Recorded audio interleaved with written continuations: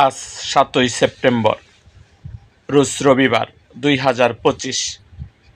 জাতীয় পার্টির মাননীয় চেয়ারম্যান গোলাম মোহাম্মদ কাদের, মহাসচিব ব্যারিস্টার শামীম হায়দার পাটোয়ারীর সুপারিশে ময়মনসিংহ জেলার মুক্তাগাছা উপজেলার ময়মনসিংহ ৫ মুক্তাগাছা আসনের সাবেক এমপি আলহাজ সালাউদ্দিন আহমেদ মুক্তিকে আহ্বায়ক এবং ২৪ জন নেতৃবৃন্দকে যুগ্ম আহ্বায়ক করে জাতীয় পার্টির ময়মনসিংহ জেলা শাখার ১৩৫ সদস্যের আহ্বায়ক কমিটি অনুমোদন করেছেন, যা ইতিমধ্যে কার্যকর করা হয়েছে।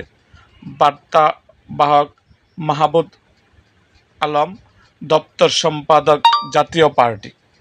এরকম আরও ভিডিও পেতে এবং মুক্তাগাছার নানা ঘটনা ও ইতিহাস জানতে আমাদের মুক্তাগাছার ইতিহাস মিডিয়া ইউটিউব চ্যানেলটিকে সাবস্ক্রাইব করুন এবং পাশে থাকা বেল আইকনটি বাজিয়ে দিন।